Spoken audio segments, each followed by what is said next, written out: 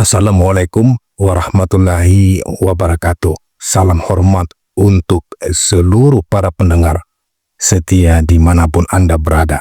Saya, Iskandar M. Cut, kembali hadir bersama Anda dalam podcast Suara Tanah Rencong. Hari ini kita akan menyelami sebuah pertanyaan yang tidak mudah dijawab, namun penting untuk kita renungkan bersama. Benarkah sebagian rakyat Aceh kehilangan keberanian berbicara pasca konflik? Saudara-saudara sekalian, kita semua tahu bahwa konflik di Aceh tidak hanya meninggalkan puing fisik, tapi juga luka batin yang dalam.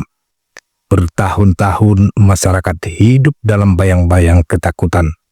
Banyak yang merasa lebih aman untuk diam daripada menyuarakan kebenaran.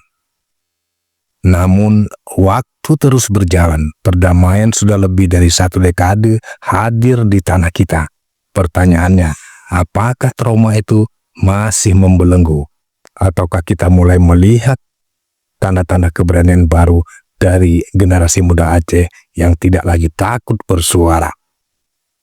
Fenomena ini mengajarkan kita satu hal penting. Diam bisa jadi strategi bertahan, tapi berbicara dengan bijak adalah jalan menuju perubahan. Dan di titik inilah kita harus mendorong masyarakat Aceh untuk berani bersuara, tentu dengan tetap menjaga adab, etika, dan semangat persaudaraan.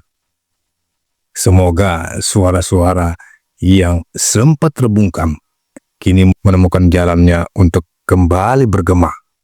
Karena tanpa keberanian bicara, demokrasi dan keadilan hanya akan menjadi slogan kosong.